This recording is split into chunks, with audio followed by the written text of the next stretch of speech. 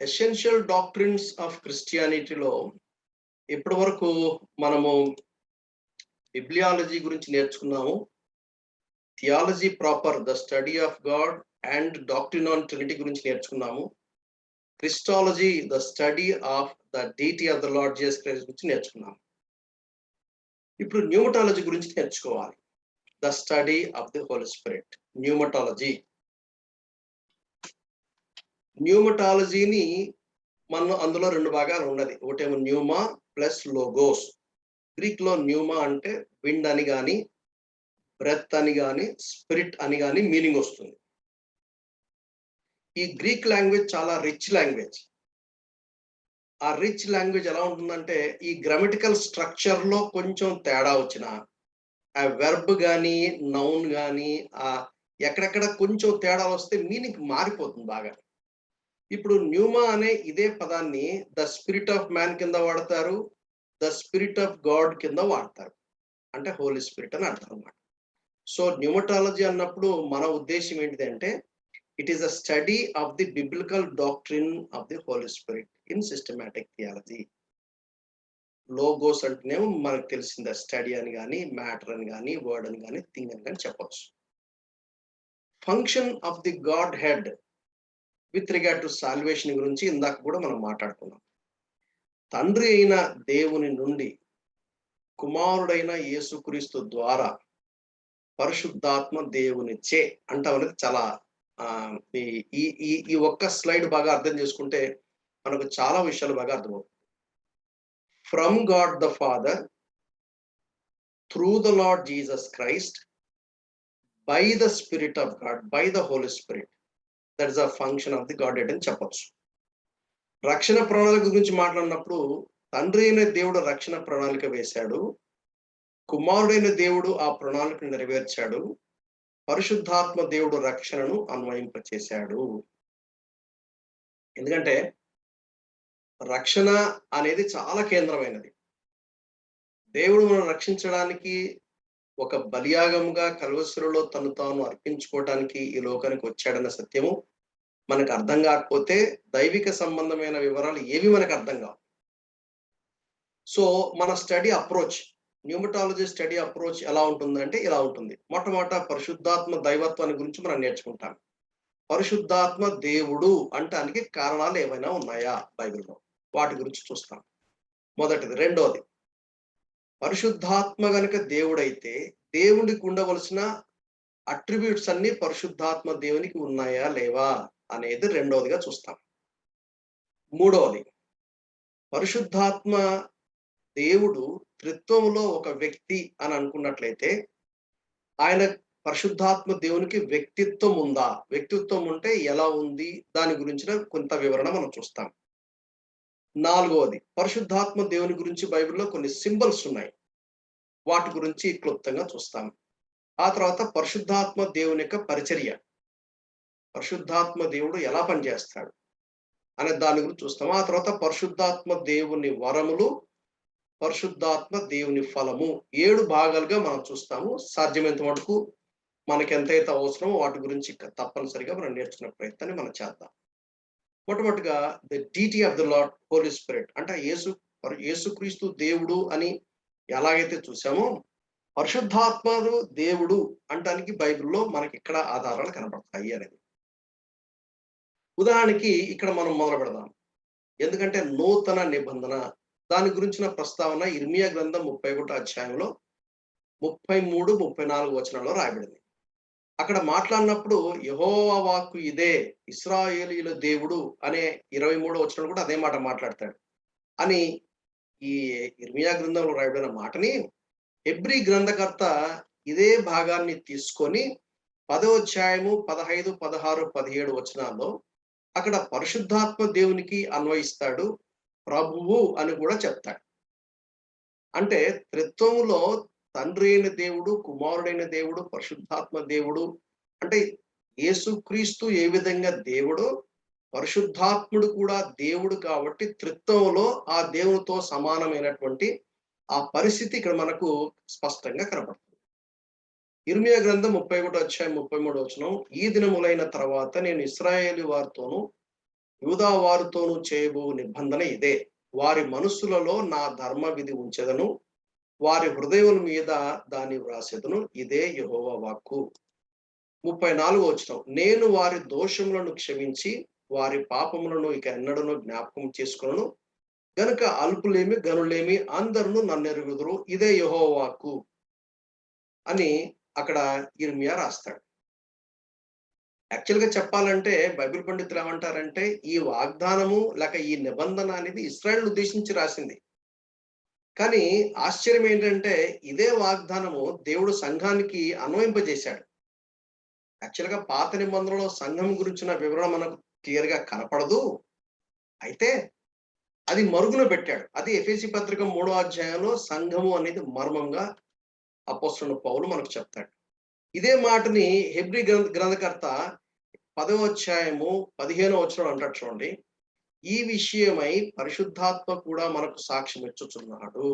ఎలాగనగా ఈ ఆ దినములైన తర్వాత నేను వారితో చేయబో నిబంధన ఇదే. నా ధర్మ విధులను వారి హృదయం నందుంచి వారి మనస్సు మీద వాటిని రాయదును అని చెప్పిన తర్వాత 17వ వచనంలో వారి పాపములను వారి అక్రమములను ఇక ఎన్నటికినీ జ్ఞాపకం చేసుకొనను అని ప్రభువు చెప్తున్నాడు. సో ఇక్కడ మనకు పాత నిబంధనలో ఏ నిబంధన అయితే మనకు తెలియపరిచాడో అది క్రొత్త నిబంధన అదే అని, అది తన రక్తముతో చేసిన నిబంధన అని యేసుక్రీస్తు వారు లోకా సువార్త 22వ అధ్యాయాన్ని కూడా చెప్తాడు. కాబట్టి ఈ మాటను మనం మనసులో గుర్తుపెట్టుకోవాలి. ఆ తర్వాత మత్తయి సువార్త 3వ అధ్యాయం 16వ వచనంలో పరిశుద్ధాత్మ దేవుడు in relationship to the father, తండ్రి అయిన దేవునితో తనకున్నటువంటి సంబంధం తెలియపరిచే ఒక వాక్యం ఇక్కడ మనకు కనపడుతుంది. యేసుక్రీస్తు వారు ఆయన భూమి మీద బాప్తిస్మం తీసుకున్నాడు. తీసుకున్న వెంటనే నీళ్ళలోంచి ఒడ్డుకొస్తున్నాడు. అప్పుడు పలకబడిన మాట 16వ వచనం. యేసు బాప్తిస్మం పొందిన వెంటనే నీళ్ళలో నుండి ఒడ్డులోకి వచ్చాడు. ఇదిగో ఆకాశం తెరవబడెను. దేవుని ఆత్మ పావురం వలె దిగి తన మీదకి వచ్చెను. అక్కడ దేవుని ఆత్మ అని రాయబడింది. పావురం వలె ఎందుకు దిగి వచ్చింది అంటే, పావురం వలె గనక ఫిజికల్‌గా కనపడకపోతే బాప్తిస్మం ఇచ్చే యోహానుకి అర్థం కాదు. బాప్తిస్మం ఇచ్చే యోహానుకి కొన్ని ఇన్‌స్ట్రక్షన్స్ దేవుడు చెప్పి పంపించాడు. ఎప్పుడు చెప్పాడో, ఎలా చెప్పాడో మనకు తెలీదు. ఇది మనకు అర్థం అవ్వాలంటే యోహాను సువార్త మొదటి అధ్యాయానికి రండి. యోహాను సువార్త మొదటి అధ్యాయం. అక్కడ బాప్తిస్మం ఇచ్చే యోహాను ఏమంటాడంటే, అసలు మెస్సయ్య ఎవరో నాకు తెలీదండి. ఆయన ఎవరో నాకు తెలీదు. మరి ఇదిగో లోక పాపులు మోసుకొని పో దేవుని గొర్రెపిల్ల ఎలా చెప్పాడు? ఇక్కడ ఆధారం ఉన్నది చూడండి. యోహాను సువార్త మొదటి అధ్యాయము 29వ వచనం నుంచి నేను చదువుతున్నాను చూడండి. మీరు దయచేసి గమనించాలా. మీకు బాగా అర్థమవుతుంది. మరునాడు యోహాను యేసు తన యొద్దకు రాగా చూచి, ఇదిగో లోక పాపమును మోసుకొని పోవు దేవుని గొర్రెపిల్ల. నా వెనక ఒక మనుష్యుడు వచ్చుచున్నాడు. ఆయన నాకంటే ప్రముఖుడు గనక నాకంటే ముందటి వాడాయనని నేను ఎవరిని గురించి చెప్పితునో ఆయనే ఈయన. 31వ వచనం చూడండి. నేను ఆయనను ఎరుగనైతిని గాని ఆయన ఇశ్రాయేలుకు ప్రత్యక్షమగుటకు నేను నీళ్లలో బాప్తిసమిచ్చుచు వచ్చితునని చెప్పాను. మరియు యోహాను సాక్ష్యమిచ్చుచు ఆత్మ పావురం వలె ఆకాశం నుండి దిగిబొట్టుచు చూచితిని. ఆ ఆత్మ ఆయన మీద నిలిచెను. నేను ఆయనను ఎరుగనైతిని గాని నీళ్లలో బాప్తిసమిచ్చుటకు నన్ను పంపినవాడు ఏం చెప్పాడు? నీవెవని మీద ఆత్మ దిగి వచ్చి నిలుచుట చూతువో ఆయనే పరిశుద్ధాత్మలో బాప్తిసమిచ్చువాడని నాతో చెప్పాను. ఈయనే దేవుని కుమారుడని నేను తెలుసుకొని సాక్ష్యం ఇచ్చితనని చెప్పాను. మీకు అర్థం అవ్వాలి. ఎందుకని పరిశుద్ధాత్మ దేవుడు పావురం వలె దిగి రావటం ఒక ఫిజికల్ అపియరెన్స్, ఒక సింబల్ లాగా కనపడింది. యాక్చువల్‌గా ఇట్ ఇస్ ఎ సింబల్. కానీ ఇప్పుడు ఒక ప్రత్యేకమైన ఉద్దేశము చేత పరిశుద్ధాత్మ దేవుడు పావురం వలె కనపడ్డాడు. ఒక్కసారే కనపడింది కానీ మాటి మాటికి కనపడలా. ఇప్పుడు ఆ ఒక్కసారి పట్టుకొని ఈ దినాల్లో ఏం చేస్తున్నారంటే పరిశుద్ధాత్మ అనగానే వెంటనే పావురాన్ని చూపిస్తున్నారు. సో కాబట్టి మీరు గ్రహించాలి. ఎందుకు దేవుని వాక్యములో ఒక సింబల్ వాడబడిందో అనేది మనకు బాగా అర్థం చేసుకోవాలి. ఇక్కడ తండ్రి అయిన దేవుడు మనకు ఆకాశం నుంచి మాట్లాడడం, కుమారుడైన దేవుడు బాప్తిస్మం తీసుకుంటూ బయటికి రావటం, పరిశుద్ధాత్మ దేవుడు తండ్రి యొద్ద నుండి యేసుక్రీస్తు వారి మీదకి వ్రాలినట్టుగా మనం చూస్తాం. లూకా సువార్త 4వ అధ్యాయంలో ఆయన పరిశుద్ధాత్మ చేత నిండిన వాడే అని. అంటే భూమి మీద యేసుక్రీస్తు వారు పరిచర్య చేసినప్పుడు ఆయన సాక్షాత్తు ట్రూలీ గాడ్ అయినప్పటికీ దేవుడుగా ఉండే ఆధిక్యతలు ఏవైతే ఉన్నాయో వాటిని అడ్వాంటేజ్‌గా తీసుకోకుండా ఆర్డినరీ హ్యూమన్ బీయింగ్ లాగానే బతికాడు. ఎలా బతికాడంటే పరిశుద్ధాత్మ దేవుని నడిపింపుతో బ్రతికాడు. అంటే భూమి మీద యేసుక్రీస్తు వారు పుట్టుక దగ్గర నుండి ఆయన ఆరోహణమైనంత మట్టుకు కూడా ఒక సామాన్య మానవుడుగానే తండ్రి అయిన దేవునిపై ఆధారపడి పరిశుద్ధాత్మ దేవుని శక్తి ద్వారా ఎలా జీవించాలో మనకు ఒక మోడల్ ఉంచిపోయాడు. ఈ విషయాన్ని మనం బాగా అర్థం చేసుకోవాలా. మత్తయి సువార్త 10వ అధ్యాయం 20వ వచనం, మీ తండ్రి ఆత్మ మీలో ఉండి మాట్లాడుచున్నారు గాని మాట్లాడువారు మీరు కారు. అక్కడ మీ తండ్రి ఆత్మ అని రాయబడింది. సో త్రిత్వంలో యాక్చువల్‌గా చెప్పాలంటే త్రిత్వంలో మనం ఒకరినొకరు సెపరేట్ చేసి మాట్లాడడం కొంచెం కష్టం. ఎందుకంటే యేసుక్రీస్తు వారు కూడా అంటాడు, పరిశుద్ధాత్మ అంటాడు, నేను అంటాడు, నా ఆత్మ అంటాడు, తండ్రి ఆత్మ అంటాడు, దేవుని ఆత్మ అంటాడు. కాబట్టి మనం ఈ విషయాలు మనం కన్‌ఫ్యూజ్ అవ్వకుండా మనం గుర్తుపెట్టుకోవాల్సింది ఏంటంటే, ఎవరెవరు ఏ పని చేస్తున్నారు అనేది గనుక మనం జాగ్రత్తగా ఆలోచించే ప్రయత్నం చేస్తే మనకు చాలా విషయాలు మనకు అర్థమవుతాయి. ఇప్పుడు మీ తండ్రి ఆత్మ మీలో ఉన్నాడు, మీలో ఉండి మాట్లాడుతున్నాడు అనేది మీరు గారు అంటే అక్కడ ఎవరు? పరిశుద్ధాత్మ దేవుడి గురించి మాట్లాడడం లెక్క. But that is in relation to the God the Father అనేది మనం గుర్తుపెట్టుకోవాలి.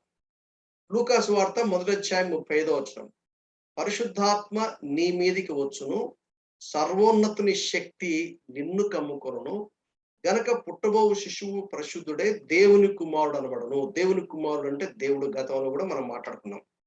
దేవుని కుమారుడు జీవిష్ కాంటెక్స్ట్ లో దేవుడు అని అర్థం. సో పరిశుద్ధాత్మ నీ మీదకి వచ్చును, సర్వోన్నతుని శక్తి నిన్ను కమ్ముకొనును అనే మాట ఆదికాండం 1వ అధ్యాయంలో 2వ వచనంలో పరిశుద్ధాత్మ దేవుడు ఆయన అల్లాడుచుండెను అని చెప్పబడిన మాటకి ఇది సమానమైన పదంగా బైబిల్ పండితులు చెప్తారు. అంటే ఇక్కడ వి సీ హౌ పరిశుద్ధాత్మ దేవుడు ఒక క్రియేటర్ గా మనకు అర్థమవుతాడు. So that is in relation to the God the Father. అలాగే లూకా సువార్త 4వ అధ్యాయం 18, ప్రభువు ఆత్మ నా మీద ఉన్నది, బీదలకు సువార్త ప్రకటించుటకై ఆయన నన్ను అభిషేకించెను, చెరలోనున్న వారికి విడుదలను, గుడ్డి వారికి చూపును అని అక్కడి నుంచి చెప్తూ వస్తాడు. అక్కడ ప్రభువు ఆత్మ అని వ్రాయబడి ఉంటాం మనం చూస్తాం. దేవుని ఆత్మ, మీ తండ్రి ఆత్మ, సర్వోన్నతుని శక్తి, ప్రభువు ఆత్మ అంటే God the Holy Spirit in his relation to the God the Father అనేది మనం గుర్తుపెట్టుకుంటాం. అలాగే యేసును లేపిన వాని ఆత్మ, రోమా 8:11, మృతులలో నుండి యేసును లేపిన వాని ఆత్మ మీలో నివసించిన ఎడల, అంటే మనలో నివసించేది ఎవరు? పరిశుద్ధాత్మ దేవుడే. మళ్ళా నివసించేది పరిశుద్ధాత్మ దేవుడు. ఎందుకంటే 1 కొరింథీ 6:19 అన్నాడు కదా, మీ దేహము పరిశుద్ధాత్మ దేవునికి ఆలయము అని అన్నాడు. కానీ యోహాను సువార్త 14వ అధ్యాయం ఏమంటాడు? మేము వచ్చి వాని యొద్ద నివాసము చేసేదము. చదువుతాను చూడండి ఆ మాట కూడా. అంటే మన కన్ఫ్యూజ్ అవ్వకుండా ఒక క్లారిటీ రావడానికని ఇవన్నీ మీ ముందు పెడుతున్నాను. కానీ ఫంక్షన్ దగ్గరికి వచ్చినప్పుడు ఎవరెవరు ఏ పని చేస్తున్నారో దాన్ని బట్టి, ఆ స్టేట్మెంట్ బట్టి మనం కొంచెం అర్థం చేసుకునే ప్రయత్నము చేయడానికి సాధ్యమవుతుంది. 23వ వచనం చూడండి, యేసు ఒకడు నన్ను ప్రేమించిన ఎడల వాడు నా మాట గైకొనును, అప్పుడు నా తండ్రి వానిని ప్రేమించును, మేము వాని యొద్దకు వచ్చి వాని యొద్ద నివాసము చేతుము. మేము అంటే ట్రయూన్ గాడ్ అని అర్థం. మనం ట్రినిటీ గురించిన సిద్ధాంతం గురించి నేర్చుకున్నప్పుడు ఒక మాట నేను మీకు చెప్పడం జరిగింది. ఏమిటి అంటే, ఎక్కడెక్కడైతే ఇంపార్టెంట్ వర్క్ అని అనిపిస్తుందో అక్కడ త్రిత్వమైన దేవుడు అక్కడ, అంటే all 3 persons in the Trinity అక్కడ కనపడినట్టుగా మనకి స్పష్టంగా మనం చూస్తాం. మృతులలో నుండి యేసును లేపిన వాని ఆత్మ మీలో నివసించిన ఎడల, మృతులలో నుండి క్రీస్తు యేసును లేపిన వాడు చావునకు లోనైన మీ శరీరములను కూడా మీలో నివసించుచున్న తన ఆత్మ ద్వారా జీవింపజేయను. అంటే పునరుద్ధాన శక్తి ద్వారా జీవింపచేస్తాడు అనేది మనం గ్రహిస్తాం. ఆ తర్వాత 1 కొరింథీ 2వ అధ్యాయము 12వ వచనం, అక్కడ మనకు 1 కొరింథీ 2వ అధ్యాయంలో 3 పదాలు చూస్తాం. రెవల్యూషన్ గురించి, ఇన్స్పిరేషన్ గురించి, ఇల్యూమినేషన్ గురించిన వివరణ మనము బిబ్లియాలజీ కాంటెక్స్ట్ లో మనం చూసాం. ఆ సందర్భం అన్నమాట ఇది. దేవుని వలన మనకు దయచేయబడిన వాటిని తెలుసుకున్నట్టుకై మనము లౌకికాత్మను కాక దేవుని యొద్ద నుండి వచ్చు ఆత్మను పొంది ఉన్నాము. అంటే పరిశుద్ధాత్మను పొంది ఉన్నాం. దేవుని దగ్గర నుండి వచ్చు ఆత్మ అంటే his relation to God the father.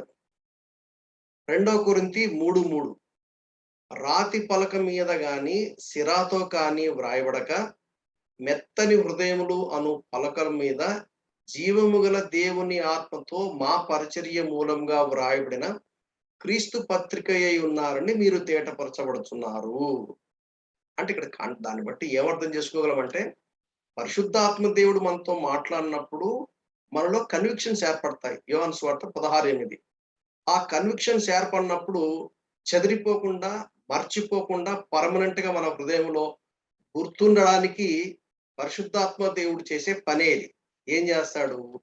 మెత్తని హృదయం మీద ఇందాక మనం చూసాం. క్రొత్త నిబంధనలో వారి హృదయముల మీద నేను రాస్తాను, వాళ్ళు గుర్తుండిపోయే విధంగా చేస్తానన్నాడు. అదే మాట అపోస్తలుడైన పౌలు ఇక్కడ మనకు చెప్తా ఉన్నాడు. రాతి పలకల మీద గాని సిరాతో గాని వ్రాయబడక మెత్తని హృదయములను పలకల మీద జీవము గల దేవుని ఆత్మతో మా పరిచర్య మూలంగా, అంటే మనం ఎవరైనా సరే వాక్యం చెప్తున్నప్పుడు లేక వాక్యం వింటున్నప్పుడు మనం స్టడీ చేయబడుతున్నప్పుడు ఒక స్వార్థ పత్రికల్లాగా, క్రీస్తు పత్రికల్లాగా ఉండటానికి మనలో రూపాంతరం తీసుకొస్తాడు. ఆ రూపాంతరం తీసుకురావడానికి ఏ వాక్యాన్ని అయితే దేవుడు మన జీవితంలో వాడుకుంటాడో అది పర్మనెంట్ మెమరీలో ఉండిపోతుంది. మనం మర్చిపోం. కొన్నిసార్లు దేవుడు మనతో మాట్లాడిన విషయాలన్నీ మనకు అలా గుర్తుండిపోతాయి. అంటే ఎందుకు అంటే జీవము గల దేవుని ఆత్మతో మన మనసాక్షిలో, మన లైబ్రరీలో పర్మనెంట్ గా గుర్తుండేలాగా చేశాడు. అది జీవము గల దేవుని యొక్క ఆత్మ. పరిశుద్ధాత్మ దేవునికి ఉన్న పేరులో మరొక పేరు ఏంటంటే జీవము గల దేవుని ఆత్మ. ఎఫెసీ పత్రిక 4:30 దేవుని పరిశుద్ధాత్మను దుఃఖపరచుకుడి, విమోచన దినం వరకు ఆయన యందు మీరు ముద్రింపబడి ఉన్నారు. దేవుని పరిశుద్ధాత్మ, his relation to God the father, ఆయన దేవుని పరిశుద్ధాత్మగా చెప్పబడ్డాడు.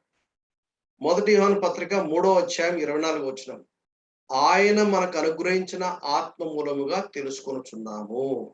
యేసుక్రీస్తు వారు ఈ భూమి నుంచి వెళ్ళిపోక మునుపు ఆయన చెప్పిన మాట ఏంటంటే, మీరు దుఃఖపడాల్సిన పని లేదు, నేను వేరొక ఆదరణకర్తను మీకు పంపుతాను. అంటే వేరొక ఆదరణకర్తను ఎందుకన్నా అంటే యేసుక్రీస్తు మనకు ఆదరణకర్తగా భూమి మీద ఉన్నంత కాలం ఆయన ఆదరణకర్తగా ఉన్నాడు.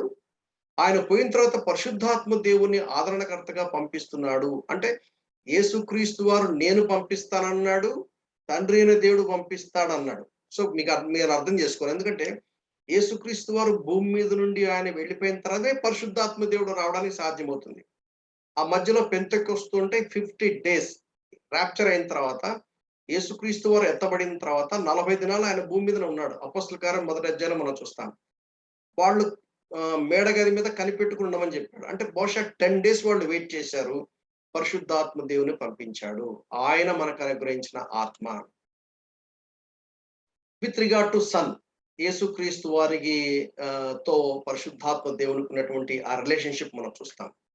యేసు యొక్క ఆత్మ అనేది మనం చూస్తాం. అపోస్తలుల కార్యంలో 16వ అధ్యాయము 7వ వచనం యేసు యొక్క ఆత్మ వారిని వెళ్ళనివ్వలేదు.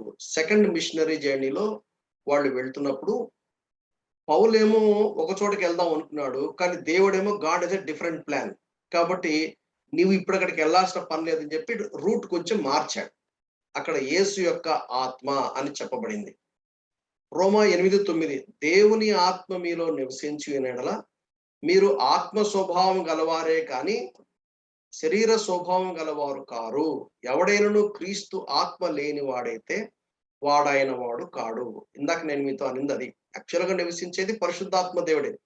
కానీ త్రిత్వంలో మనము ఎవరిని విడదీయడానికి వీల్లేదు కాబట్టి అక్కడ తండ్రి అయిన దేవుని గురించిన ప్రస్తావన వస్తుంది, ప్రభువైన యేసుక్రీస్తు వారిని గురించిన ప్రస్తావన వస్తుంది, పరిశుద్ధాత్మ దేవుని గురించిన ప్రస్తావన వస్తుంది. అదే మీకు చెప్పడానికి నేను ట్రై చేస్తున్నాను. ఎందుకంటే త్రిత్వంలో we cannot exactly divide them. Divide it's not possible to divide Trinity. ఆ విషయాన్ని మనం గుర్తుపెట్టుకోవాలి. బట్ ఫంక్షన్ దగ్గరికి వచ్చినప్పుడు మాత్రం పరిశుద్ధాత్మ దేవుడు మన హృదయంలో నివసిస్తాడు. అంటే he takes the leading role అనేది మనం గుర్తుపెట్టుకుంటే సరిపోతుంది. తర్వాత గలతీ 4:6 మరియు మీరు కుమారులైనందున నాయన తండ్రి అని మొరపెట్టు తన కుమారుని ఆత్మను దేవుడు మన హృదయంలోనికి పంపెను. దట్ ఈస్ పరిశుద్ధాత్మ దేవుడు, his relationship with God the Son, his own deity. యేసు ఆయన దేవుడు. ఎందుకు అంటే ఈ వాక్యాలు చూస్తే మనకు అర్థమవుతుంది. 4:1 then Jesus was led by the Spirit. It is a definite word ఉంది, the Spirit into the wilderness to be tempted by the devil. The spirit అంటే హోలీ స్పిరిట్ అని అర్థం. లూకాసు వార్త 11:13. If you then by evil know how to give good gifts to your children, how much more will your heavenly Father give the Holy Spirit to those who ask him. మిమ్మల్ని అడుగువారికి పరిశుద్ధాత్మ దేవుని ఎంతో ఎక్కువగా ఇస్తానని కూడా తెలుగులో కూడా పరిశుద్ధాత్మ దేవుడు స్పష్టంగా రాయబడింది అనమాట. So that is with regard to his own essential deity, because he is God. మనం థియాలజీ ప్రాపర్ లో ఒక మాట మనం చూసుకున్నాం, మనం మర్చిపోకూడదు. ఏమిటంటే దేవుడు తన మహిమను ఎవరికి ఇవ్వడు. దేవుడితో సమానమైన హోదా మనం ఎవరికి ఇవ్వటానికి వీల్లేదు. కానీ ఇక్కడ మనం ఏం చూస్తున్నాం అంటే తండ్రితో ఉన్న రిలేషన్షిప్ బట్టి, ప్రభువైన యేసుక్రీస్తు వారితో ఉన్న రిలేషన్షిప్ బట్టి చూస్తే వాళ్ళతో సమానంగానే పరిగణించబడినట్టుగా మనం చూసాము. కారణం ఏమిటంటే బికాస్ హీ ఇస్ గాడ్, తను దేవుడు. ఇక్కడ కూడా తండ్రి అయిన దేవుడు పరిశుద్ధాత్మ దేవుని మనకి ఇస్తానన్నాడు. ఆ తర్వాత 1 కొరింథీ 12:4 అక్కడ పరిశుద్ధాత్మ దేవుడు, these are diversities of gifts but the same spirit. అంటే 12వ పైనుండి ఆ 11వ అక్కడ పరిశుద్ధాత్మ దేవుని గురించి మాట్లాడుతూ అదే ఆత్మ అంటే పరిశుద్ధాత్మ గురించినటువంటి ప్రస్తావన మనం చూస్తాం. ఎఫెసీ 4:4 కూడా అదే మాట అంటాడు, one spirit, one lord, one God. అక్కడ కూడా త్రిత్వం గురించినటువంటి వివరణ మీకు త్రిత్వంలో మీకు జ్ఞాపకం చేశాను. మరలా మీకు ఇంకొకసారి మీకు జ్ఞాపకం చేస్తా ఉన్నాం. Hebrew 9:14 how much more shall the blood of Christ who through the eternal spirit. Eternal ఎవరు ఉంటారు? దేవుడు మాత్రమే ఉంటారు, because is God. Eternal Spirit offered himself without spot to God, cleanse your conscience from the dead works to serve the living God. పవిత్రమైన రక్తమును సెలవులో చిందించింది ఎవరు? ప్రభువైన యేసుక్రీస్తు వారు. కానీ దాన్ని అప్రోప్రియేట్ చేసేది ఎవరు? పరిశుద్ధాత్మ దేవుడు. అప్లికేషన్ పాయింట్ ఆఫ్ వ్యూ వచ్చినప్పుడు ఆ ట్రూత్ ని మనకు అన్వయింపజేసేది ఎవరంటే పరిశుద్ధాత్మ దేవుడు, ఈజ్ ఎటర్నల్ స్పిరిట్. 16-13 యోహాను సువార్త. అయితే ఆయన అనగా సత్యస్వరూపైన ఆత్మ. ఆయన ఇక్కడ చూడండి, ఆయన అని అన్నాడు కాబట్టి అది అనకూడదు. పరిశుద్ధాత్మ దేవుని గురించి మాట్లాడినప్పుడు చాలా మంది తెలియక ఏం చేస్తారంటే అది అంటారు, అనకూడదు. అది అంటే పరిశుద్ధాత్మ ఆయన ఒక వ్యక్తి, ఆయన ఒక శక్తి కాదు. చాలా మంది పరిశుద్ధాత్మ దేవుని గురించి చూసినప్పుడు ఎలా చూస్తారంటే అది అంటారు. ఏంజిల్ గురించి మాట్లాడినప్పుడు కూడా అది అంటారు. ఏంజిల్ గురించి కూడా అది అనకూడదు, ఆయన అనాలి. ఎందుకంటే ఏంజిలియాలజీ మనం స్టడీ చేసినప్పుడు అప్పుడు దాని గురించి మనం చూస్తాం. ఆయన అంటే హీ, ఇంగ్లీష్ లో హీ అని రాయబడింది. ఆయన అనగా సత్యస్వరూపైన ఆత్మ వచ్చినప్పుడు మిమ్మల్ని సర్వసత్యములోనికి నడిపించును. ఆయన తనంతటి తామే ఏమీ బోధించక వేటిని వినడం అంటే యేసుక్రీస్తు వారిలో నుంచి తీసుకొని పంపిస్తాడన్నమాట. మనకు యోహాను సువార్తలో మనము అనేక పర్యాయాలు మనం చూస్తూ ఉంటాం. ఆ పరిశుద్ధాత్మ దేవునికి ఉన్న పేరులో ఒక పేరు సత్యస్వరూపి అయిన ఆత్మ. రోమా 1:4 చాలా పెద్ద పేరాలా ఉంటుంది. దాన్ని కనుక ఇంగ్లీష్ లో కనుక చూసినట్లయితే 5వ వచనంలో చెప్పొచ్చు, యేసుక్రీస్తు శరీరమును బట్టి దావీదు సంతానముగాను మృతులలో నుంచి పునరుద్ధానుడైన పరిశుద్ధాత్మను బట్టి, ఆత్మ పరిశుద్ధాత్మను బట్టి దేవుని కుమారుడుగాను ప్రభావంతో రూపించబడెను. సో పరిశుద్ధమైన ఆత్మ. రోమా 8:2 క్రీస్తు యేసునందు జీవమిచ్చు ఆత్మ యొక్క నియమము పాప మరణముల నియమముల నుండి నన్ను విడిపించను. ఎట్లనగా ధర్మశాస్త్రము దేనిని చేయజాలకపోయినో దాన్ని దేవుడు చేశాను. అంటే ఈ వచనాలు ఎంత సెల్ఫ్ ఎక్స్ప్లెనేటరీ అంటే దాని గురించి ఎక్కువ వివరణ అవసరం లేదు. చాలా స్పష్టంగా మనకు అర్థమైపోతుంది. పరిశుద్ధాత్మ దేవునికి ఉన్న పేరులో మరొక పేరు ఏం పేరు? జీవమిచ్చు ఆత్మ యొక్క నియమము. రోమపత్రిక 8వ అధ్యాయం 15వ వచనం.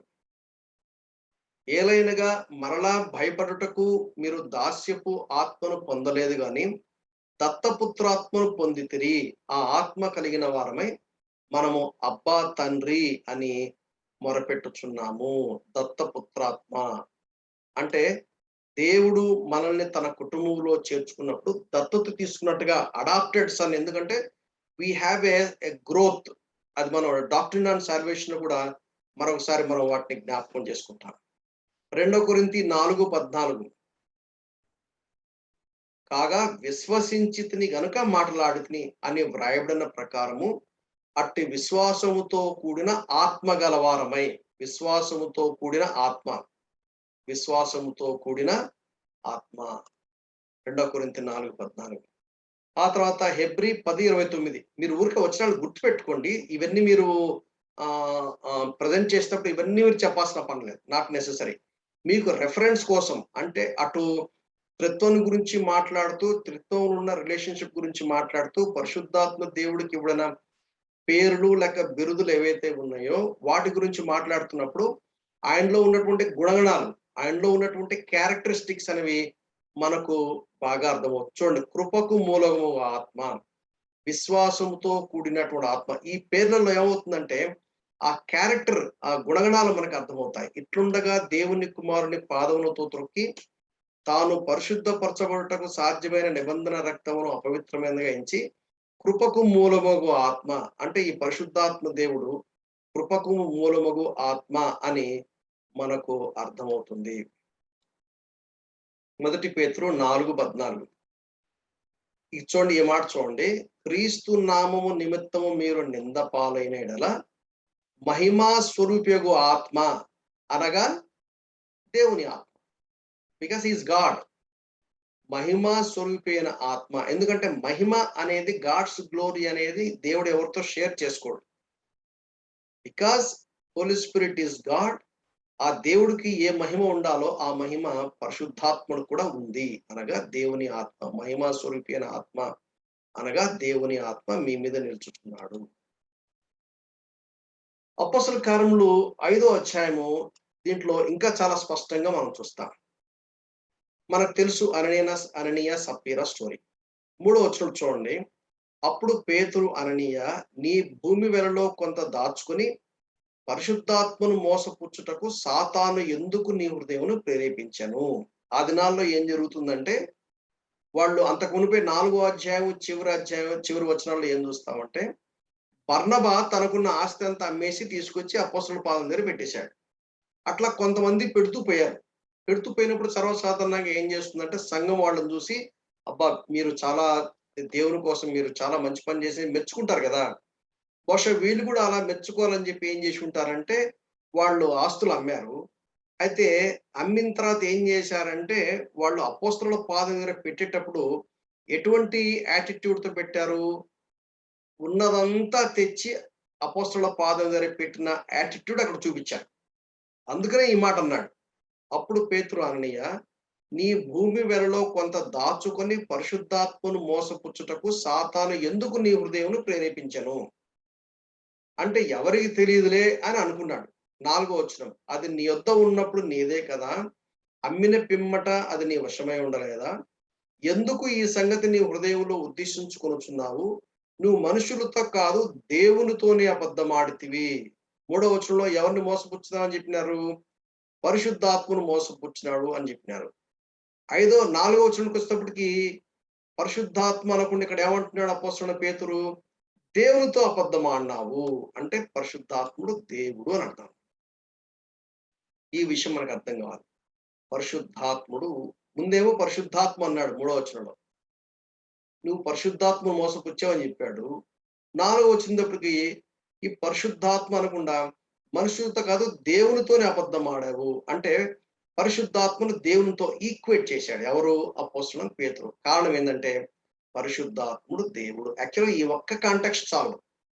ఈ ఒక్క కాంటెక్స్ట్ లో మనకు చాలా స్పష్టంగా మనకు అర్థమయ్యే మాట ఏంటంటే, పరిశుద్ధాత్ముడు దేవుడు త్రిత్వంలో మూడవ వ్యక్తిగా మనం గుర్తించాలి.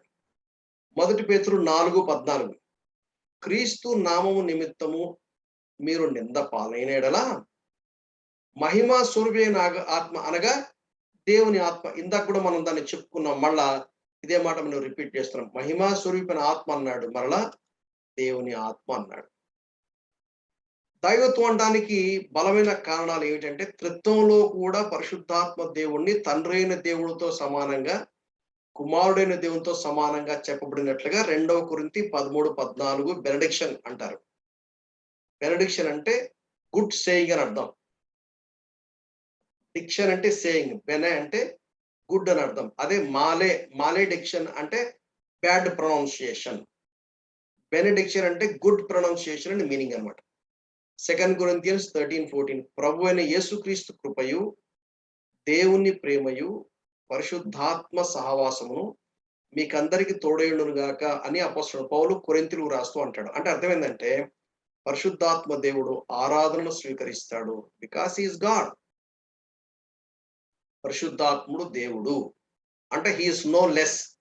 తండ్రి అయిన దేవుని కంటే తక్కువ అని కాదు. పరిశుద్ధాత్మ యేసుక్రీస్తు కంటే తక్కువ అని కాదు, సమానమైన వాడు అనే విషయం మనకు ఈ వచనాలు చెప్తాయి. అలాగే మత్తయి సువార్త 28:19లో బాప్తిసము ఇచ్చే సందర్భంలో కూడా తండ్రి, కుమార, పరిశుద్ధాత్మ నామములోనికి బాప్తిసం ఇవ్వడానికి, అక్కడ కూడా తండ్రితో కుమారుడితో సమానంగా పరిశుద్ధాత్మ దేవుణ్ణి పెట్టడానికి కారణం ఏంటంటే, పరిశుద్ధాత్ముడు దేవుడు అని ఈ వాక్యం కూడా మనకు స్పష్టంగా చెప్తుంది. త్రిత్వంలో సమానత్వం ఉంది కనుక. ఎందుకు అంటే పరిశుద్ధాత్ముడు దేవుడు. సో దైవత్వాన్ని గురించినకి మనకి ఈ వచనాలు చాలు. ఇంకా చాలా వచనాలు ఉన్నాయి. మీరు కూర్చొని దాని గురించి వర్కౌట్ చేస్తే ఇంకా మీకు కొన్ని వచనాలు మీకు వస్తాయి. మనకు స్టడీ కోసము ఆయన దేవుడు, ఎటువంటి సందేహం లేదు అనేది మనం అర్థం చేసుకుంటే చాలు. ఆ తర్వాత పరిశుద్ధాత్మ దేవుడైతే దేవుడికి ఉన్నటువంటి అట్రిబ్యూట్స్ పరిశుద్ధాత్ముడికి ఉన్నాయా లేదా అనేది మనం చూడాలి. దేవుడికి ఉండవలసినటువంటి అట్రిబ్యూట్స్. ఆదికాండం 1:2 భూమి నిరాకారంగా ఉంది, శూన్యముగా ఉంది, చీకటి అగాధ జలముల పైన కమ్మి ఉండెను, దేవుని ఆత్మ జలముల పైన అల్లాడుచుండెను అనేది మనం 2వ వచనం చూస్తాం. కానీ మొదటి వచనంలో ఏం చూస్తాం మనము? మొదటి వచనంలో ఆదియందు దేవుడు భూమి ఆకాశములను సృజించెను అనేది మనం చూస్తాం. 3వ వచనం దగ్గరికి వచ్చేటప్పటికి దేవుడు వెలుగు కమ్మని పలకగా వెలుగు కలిగెను, వెలుగు మంచిదైనట్టు దేవుడు చూశాను, దేవుడు వెలుగును చీకటిని వేరుపరచెను, దేవుడు వెలుగునకు పగలనియు చీకటికి రాత్రనియు పేరు పెట్టెను, అస్తమయమును ఉదయమును కలుగా ఒక దినమాయను. దీని గురించినటువంటి వ్యాఖ్యానం బైబిల్ పండితులు ఏమంటారంటే, పరిశుద్ధాత్మ దేవుడు ఆయన క్రియేటర్. తండ్రి అయిన దేవుడు ఏ విధంగా సృష్టికర్తనో, యేసుక్రీస్తు కూడా సృష్టికర్త అనేది యేసుక్రీస్తు వారి దైవత్వంలో మనం చాలా వివరంగా చూసాం. అలాగే పరిశుద్ధాత్మ దేవుడు క్రియేటర్. ఎందుకు అంటే, అల్లాడుచుండెను అంటే కోడి ఏ విధంగా గుడ్ల మీద ఉండి పొదగటం, అటువంటి పిక్చరు ఆ కాంటెక్స్ట్ లో బైబిల్ పండితులు మనకు చెప్తారు. అంటే అర్థమైందంటే, దేవుడు క్రియేట్ చేశాడు. ఆ క్రియేషన్ లో పరిశుద్ధాత్మ దేవుని పాత్ర ఉంది. అక్కడ ఏమని రాయబడిందంటే, భూమి నిరాకారముగాను శూన్యముగాను ఉండెను, చీకటి అగాధ జలముల మీద కమ్మి ఉండెను, దేవుని ఆత్మ జలముల పైన అల్లాడుచుండెను. అంటే అర్థమైందంటే, ఆ తర్వాత క్రియేషన్ గురించినటువంటి అకౌంట్ స్టెప్ బై స్టెప్ చూస్తే మనకేం అర్థమవుతుందంటే, నిరాకారంగా ఉన్న భూమిని ఆకారంలోనికి తీసుకొచ్చాడు, శూన్యముగా ఉన్న దాన్ని నింపాడు, చీకటిని వెలుగుగా చేశాడు. అంటే తండ్రి అయిన దేవుడు మాత్రమే కాదు, కుమారుడైన దేవుడు మాత్రమే కాదు, పరిశుద్ధాత్మ దేవుడు కూడా క్రియేషన్ లో ఆయన పని చేశాడు అనే విషయం మనకు అర్థమవుతుంది. ఎందుచేతనంటే ఆయన దేవుడు, పరిశుద్ధాత్ముడు దేవుడు గనుక ఇది సాధ్యమైంది. నిజానికి మన జీవితాల్లో కూడా పరిశుద్ధాత్మ దేవుడు గనుక పనిచేస్తే, నిరాకారంగా పాపమును బట్టి ఆకారం చెడిపోయింది. 3వ అధ్యాయంలో ఆదాము అవ్వలు ఏ విధంగా పాపమును బట్టి డిస్ఫిగర్ అయ్యారు. క్రీస్తు స్వరూపము చెదిరిపోయింది. మరలా రెస్టోర్ అవ్వాలంటే యేసుక్రీస్తు వారు సెలవులో చేసిన విమోచన కార్యం ద్వారా he will restore us back to the proper shape. ఆయన స్వరూపంలోకి మళ్ళా మనకి తీసుకొని వస్తాడు. పాపమును బట్టి దేవుని యొక్క సన్నిధి పోయింది. We lost the presence of God. అయితే మరలా ఆయన తన ఆత్మతో నింపుతాడు. శూన్యంగా ఉన్నదాన్ని తిరిగి నింపుతాడు. హీ రెస్టోర్స్ అస్. చీకట్లో నుండి ఆశ్చర్యమైన వెలుగులోనికి ఆయన మనల్ని నడిపిస్తాడు. పరిశుద్ధాత్మ దేవుడు రీజనరేట్ చేసినప్పుడు మన జీవితంలో కలిగే కార్యం ఇది. తీతుకు టైటస్ చాప్టర్ 3 వర్స్ 5 లో ఆ విషయం మనం చూస్తాం. ఈ రీజనరేట్స్ అస్. రీజనరేట్ చేసినప్పుడు పాపమును బట్టి చచ్చిన వ్యక్తిలో, పాపమును బట్టి చీకట్లో ఉన్న వ్యక్తిలో, పాపమును బట్టి గుడ్డితనం ఉన్న వ్యక్తిలో పరిశుద్ధాత్మ దేవుడు చేసే నూతన సృష్టికర్తగా మార్చే దానికి ఇదొక ఇదొక దీన్ని దీన్ని దీన్ని ఎలా చెప్పొచ్చు అంటే టైప్, యాంటీ టైప్ అంటారు చూసారా, అలా మనం పోర్చడానికి అవకాశం ఉంది. పరిశుద్ధాత్ముడు దేవుడు, ఆయన సృష్టికర్త. హోల్ క్రియేషన్ లో పరిశుద్ధాత్మ దేవుని పాత్ర ఉంది అనే విషయం మనకు అర్థమవుతుంది. రెండవది, ఆదికాండం 2:7లో దేవుడని యెహోవా నేలమంటితో నరుని నిర్మించి వారి నాసికారంధ్రంలో జీవవాయువును ఊదగా నరుడు జీవాత్మ ఆయను. He breathed into and the breath of life.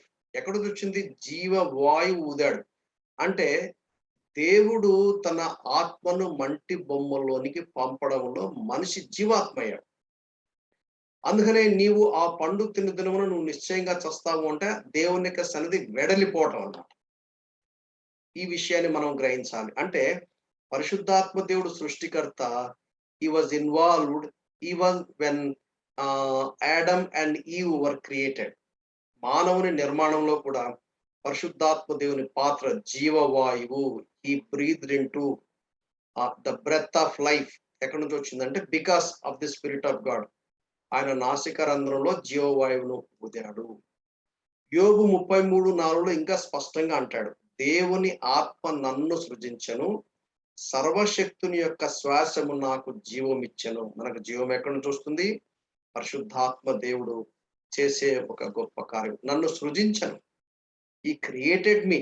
దేవుని ఆత్మ నన్ను క్రియేట్ చేశాడు అని యోబు 33:4 అంటాడు. లూకా సువార్త 1:35 ఇందాక కూడా మనం చదువుకున్నాం. పరిశుద్ధాత్మ నీ మీదికి వచ్చును, సర్వోన్నతుని శక్తి నిన్ను కమ్ముకొను గనక పుట్టబోవు శిశువు పరిశుద్ధుడై దేవుని కుమారుడు అనబడను. ఇక్కడ కూడా ఆదికాండం 1:2 ఏ విధంగా పరిశుద్ధాత్మ దేవుడు హీ వాజ్ బ్రూడింగ్ అనే పిక్చర్ మనం చూస్తామో, యేసుక్రీస్తు అంటే ఒక మానవ అవతారములో దేవుడు రావడానికి పరిశుద్ధాత్మ దేవుడు హీ క్రియేటెడ్ అని బైబిల్ పండితులు కూడా అటువంటి వ్యాఖ్యానాన్ని మనకిస్తారు. సో గాడ్ ఇన్కార్నేట్, మానవ అవతారంలో వచ్చినటువంటి యేసుక్రీస్తు వారి పుట్టుకలో పరిశుద్ధాత్మ దేవుని పాత్ర మనం చూస్తాం. 2 పేతురు 1:21 ఏలైనగా ప్రవచనము ఎప్పుడునో మనుషుని ఇచ్చని బట్ట కలగలేదు గాని మనుషులు పరిశుద్ధాత్మ వల్ల ప్రేరేపించబడిన వారే దేవుని మూలముగా పలికిరి. మనం ఇన్స్పిరేషన్ గురించి మాట్లాడినప్పుడు మనం చూసాం బిబ్లియాలజీలో. దేవుని వాక్యాన్ని, లేఖనాన్ని ఆయన సృష్టించాడు. Is a creator.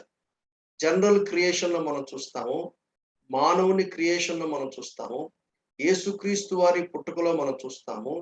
అలాగే he created the scriptures. Is the creator. అలాగే యోహాను సువార్త 3:6 అంటే మానవుడు రీజనరేషన్ లో కూడా పరిశుద్ధాత్మ దేవుని యొక్క పాత్ర ఉంది. అదే మనం ఆదికాండం 1:2 మనం అనుకున్నాం, ఆత్మ మూలముగా జన్మించింది ఆత్మయు. He created the new nature. So regeneration లో టైటస్ 3:5 పరిశుద్ధాత్మ దేవుని పాత్ర ఉంది. Because he is God and he is the creator. అపోస్తల కార్యంలో 20:28 దేవుడు తన స్వరక్తం ఇచ్చి సంపాదించిన సంఘము. అపోస్తల కార్యం 2వ అధ్యాయం కనుక మనం చూసినట్లయితే ఆది సంఘానికి ప్రారంభం ఎవరు అంటే పరిశుద్ధాత్మ దేవుడే. సో పరిశుద్ధాత్మ దేవుడు he created the church and he is building the church. ఆయన సంఘాన్ని కూడా ఆయన క్రియేట్ చేశాడు, సంఘాన్ని ఆయన కడుతున్నాడు. ఆ తర్వాత ఆయనకు ఉండవలసినటువంటి అట్రిబ్యూట్స్, దేవుడికి ఏ అట్రిబ్యూట్స్ ఉండాలో అవి పరిశుద్ధాత్ముడికి ఉన్నాయా లేవా? ఇందాక కూడా మనం చూసాం 9:14. నిత్యుడగు ఆత్మ, నిత్యం ఉండే దేవుడే ఉంటారు. దేవుడు తప్ప ఇంకెవరు ఉండరు. So God the Father, God the Son, God the Holy Spirit వాళ్ళు సెల్ఫ్ ఎగ్జిస్టెంట్. వాళ్ళు బిఫోర్ ది క్రియేషన్, ఆదికాండం 1వ అధ్యాయం 1వ వచనం ముందే ఉన్నారు. సో ఎలోహిమ్ అంటే plural noun with singular meaning అనేది మనము గతంలో మనం చూసాం. సో ఎటర్నల్ స్పిరిట్, నిత్యుడగు ఆత్మ. సో ఇటర్నల్ ఎటర్నిటీ అనేది దేవుడికి మాత్రమే ఉంటుంది. ఆట్రిబ్యూట్ పరిశుద్ధాత్మ దేవుడికి ఉంది, because is God. Psalm number 139లో కీర్తనకారుడు ఆయన అంటున్న మాట 5వ వచనం, వెనుకను ముందును నీవు నన్ను ఆవరించి ఉన్నావు. ఎవరు ఆవరించి ఉన్నారు? దేవునికి సన్నిధి ఉంది. నీ ఆత్మ యుద్ధ నుంచి నేను ఎక్కడికి పోదును? నీ సన్నిధి నుండి నేను ఎక్కడికి పారిపోవుదును? 7వ వచనం. 8వ వచనం, నేను ఆకాశంలోకి ఎక్కినను నువ్వు అక్కడ ఉన్నావు. నేను పాతాళమందు పండుకునను నువ్వు అక్కడ ఉన్నావు. నేను వేకువ రెక్కలు కట్టుకుని సముద్ర దిగంధములో నివసించినను అక్కడ నీ చేయి నన్ను నడిపించును, నీ కుడి చేయి నన్ను పట్టుకొనును. అంటే ఎక్కడికి పోయినా అక్కడ ఉన్నాడు, because he is omnipresent God. Psalm number 139లో పరిశుద్ధాత్మ ప్రేరేపణ ద్వారా కీర్తనకారుడు రాసినటువంటి కీర్తనను బట్టి మనకు అర్థమయ్యేది ఏంటంటే పరిశుద్ధాత్మ దేవుడు ఆమ్ని ప్రెజెంట్ అనేది మనకు అర్థమవుతుంది. 1 కొరింథియన్ చాప్టర్ 2 వర్స్ 10 ఇందాక కూడా మనం చదువుకున్నాం. మనకైతే దేవుడు వాటిని తన ఆత్మ వలన బయలుపరిచి ఉన్నాడు. ఆ ఆత్మ అన్నిటినీ అంటే దేవుని మర్మములను కూడా పరిశోధించుచున్నాడు. Because he knows he's omniscient God. సర్వజ్ఞానం కలిగిన వాడు, సర్వము ఎరిగిన వాడు, ఆయనకి తెలియదంటూ ఏమీ లేదు అనేది ఈ వచనం మనకు చెప్తుంది. మత్తయి సువార్త 19వ అధ్యాయము 25, 26 వచనం చూస్తే పరిశుద్ధాత్ముడు ఆల్మైటీ అనేది మనకు అర్థమవుతుంది. రక్షణ గురించినటువంటి మాటలు విన్నప్పుడు అక్కడ ధనవంతుడు గురించినటువంటి ప్రస్తావన యేసుక్రీస్తు వారు చెప్తారు. చెప్పినప్పుడు దేవునికి దాసులు అవ్వాలా, సిరికి దాసులు అవ్వాలా అనే కాంటెక్స్ట్ లో మాట్లాడినప్పుడు అప్పుడు శిష్యులు ఏమన్నారంటే, శిష్యులు ఈ మాట విని మిక్కిలి ఆశ్చర్యపడి, అలాగైతే ఎవడు రక్షణ పొందుతారు అని అడిగితే అప్పుడు యేసు ఏమన్నాడు తెలుసా? యేసు వారిని చూచి, ఇది మనుషులకు అసాధ్యమే కానీ దేవునికి సమస్తము సాధ్యమే. ఈ రక్షణ మనకు అన్వయింపజేసేది ఎవరు? పరిశుద్ధాత్మ దేవుడు. Because is almighty God. అసాధ్యమైన కార్యములు ఆయన సాధ్యపరిచేవాడు. ఎఫెసీ పత్రిక 4:30, దేవుని పరిశుద్ధాత్మను దుఃఖపరచుకుడి. పరిశుద్ధమైన ఆత్మ, హోలీ స్పిరిట్, హోలీ పరిశుద్ధుడు, పరిశుద్ధత అనేది ఈ అట్రిబ్యూషన్ ఎవరికి ఉంటుంది? దేవుడికే ఉంటుంది. Is Holi spirit, is God, ఆయన దేవుడు. అపోస్తల కార్యంలో 1వ అధ్యాయం 16వ వచనంలో మనం చూస్తాం, సహోదరులారా, యేసును పట్టుకున్న వారికి త్రోవ చూపిన యూదాని గురించి పరిశుద్ధాత్మ దావీదు ద్వారా పూర్వము పలికిన లేఖనము అంటే ఫోర్ నాలెడ్జ్, పూర్వము పలికిన ప్రాఫెసీ గురించి మాట్లాడుతున్నాడు. పూర్వము పలికిన లేఖనము నెరవేరవలసి ఉండెను. Because he is God and so he has the four knowledge. He is eternal God, he has the four knowledge. So ఈ లెక్కనే మనం పరిశుద్ధాత్మ దేవుడికి అట్రిబ్యూట్స్ అయితే ఉన్నాయో అవన్నీ ఉన్నట్టుగా మనము చూస్తాం. టైం ఇంతటితో అయిపోయింది. మనం ఇప్పటికి ఆపేద్దాము. మిగిలిన విషయాలు మనము తర్వాత చూసుకోవడానికి మనం ప్రయత్నం చేద్దాం. ఈ డాక్టరీన్ అంతా అయిన తర్వాత మనం క్యూఏ సెషన్ పెట్టుకుంటే బెటరు. ఇది మధ్యలోనే మనకు పూర్తిగా మనకు అర్థం కాదు. ఈ పరిశుద్ధాత్మ దేవుని గురించినటువంటి ఈ డాక్టరీన్ స్టడీ కంప్లీట్ అయిన తర్వాత will have QA session. Is that okay brother? Okay అన్న, ప్రార్థన చేసి బెనడిక్షన్ ఇవ్వండి. ప్రేమగల మా తండ్రి, పరిశుద్ధమైన మా దేవ, యేసుక్రీస్తు వారి నామమును బట్టి మీకు స్తోత్రం చెల్లించుకుంటున్నాం. దేవుని యొక్క పవిత్రమైన సన్నిధికి రావడానికి మాకు ఇచ్చిన గొప్ప భాగ్యాన్ని బట్టి మీకు స్తోత్రములు. నీ వాక్యం చాలా లోతైనది నాయన. మానవ జ్ఞానంతో మేము వాటిని గ్రహించలేం. ఆ గ్రహించడానికి మా తెలివితేటలు, మా చమత్కారములు లేక మా వ్యక్తిగత సాధనలు పనికిరావు. పరిశుద్ధాత్మ దేవుడు మా మనోనేత్రాలు వెలిగింప చేయాలి. పరిశుద్ధాత్మ దేవుడు మాకు సహాయపడితే తప్ప ఈ క్లిష్టమైనటువంటి, ఈ గూఢమైనటువంటి సత్యములు మాకు అర్థం కావు. మేము ప్రార్థిస్తున్నాం, ఈ లోతైన సత్యములు మేము గ్రహించి మేము వాక్యం చెప్పేటప్పుడు ఎటువంటి పొరపచ్చ లేకుండా ఉన్నది ఉన్నట్టుగా స్పష్టంగా తేటగా అనేకులకు తెలియపరచడానికి మాకు సహాయం చేయవలసిందిగా మేము ప్రార్థిస్తున్నాం. నేర్చుకోవడానికి సిద్ధంగా ఉన్నాం. మాకు నేర్పించమని మేము ప్రార్థిస్తున్నాం. అది పరిశుద్ధాత్మ దేవుని యొక్క పరిచర్యలో ఒక పరిచర్య. ఆయన నేర్పించే పరిచర్య. ఆయన మాకు బోధిస్తాడు. ఆయన మాకు టీచ్ చేస్తాడు. ఆయన మమ్మల్ని సర్వసత్యంలోకి నడిపిస్తాడు. ఈ పాఠాలు మేము నేర్చుకోవడానికి సిద్ధంగా ఉన్నాం. మాకు సహాయం చేయండి. ఇంకా బిబ్లియాలజీలో కూడా ఇంకా కొన్ని విషయాలు బహుశా క్లారిటీ వచ్చిందో లేదో మాకైతే తెలియదు. మేము ప్రార్థిస్తున్నాం. ఏవేవైతే నేర్చుకున్నామో వాటిని మరల నెమరు వేసుకొని దాని గురించిన ఒక పట్టు సాధించేంత మటుకు కూడా మేము ఓపికతో మేము వాటిని విషయంలో మేము స్టడీ చేయడానికి మాకు సహాయం చేయవలసిందిగా మేము ప్రార్థిస్తున్నాం. ఈ పరిచర్యలో ఎవరైతే జాయిన్ అయ్యారో వారందరూ బట్టి మీకు స్తోత్రములు. ఆ బ్రదర్ అండ్ సిస్టర్ వారి ఫ్యామిలీస్ కొరకు మీకు స్తోత్రములు. వారు అతని దూర ప్రాంతాల్లో ఉన్నారు. వారికి కావాల్సిన కృప ప్రసాదించండి. వారి ఉద్యోగాల్లో, వారి కుటుంబ విధి విధానాల్లో, వారి అవసరతలు, వారి అక్కర్లో మీరు తీర్చవలసిందిగా మేము ప్రార్థిస్తున్నాం. నీ నామమును మహిమపరచుకోండి. యాక్సిడెంట్ నుంచి మా ప్రియులు మీరు కాపాడారు. వాళ్ళు రికవర్ అవుతున్నారు. అందులో బట్టి మీకు స్తోత్రంలో టోటల్ రికవరీ అనుగ్రహించండి. సహోదరి రూత్ ఇండియాకు రావడానికి మీరు సహాయపడ్డారు. వారు వచ్చిన పని వాళ్ళు సంపూర్ణంగా నెరవేర్చుకోవడానికి ఎటువంటి ఆటంకాలు, ఇబ్బందులు లేకుండా వారి పనులన్నీ సవ్యంగా అవ్వగలటానికి మీరు సహాయపడండి. వారి పక్షంగా మీ సంకల్పం నెరవేర్చుకోండి. ఈ పఠనంలో మీరు మాకు చేసిన సహాయానికి కృతజ్ఞత చెల్లిస్తూ మీ ఆశీర్వాదమును పంపించమని, మీ చిత్తమైతే మరలా మేము కలుసుకోవడానికి అనుకూలించి అంత మటుకు నీపై ఆధారపడడానికి మాకు నేర్పమని యేసుక్రీస్తు వారి పరిశుద్ధమైన నామమున ప్రార్థించి వేడుకుంటున్నాము తండ్రి.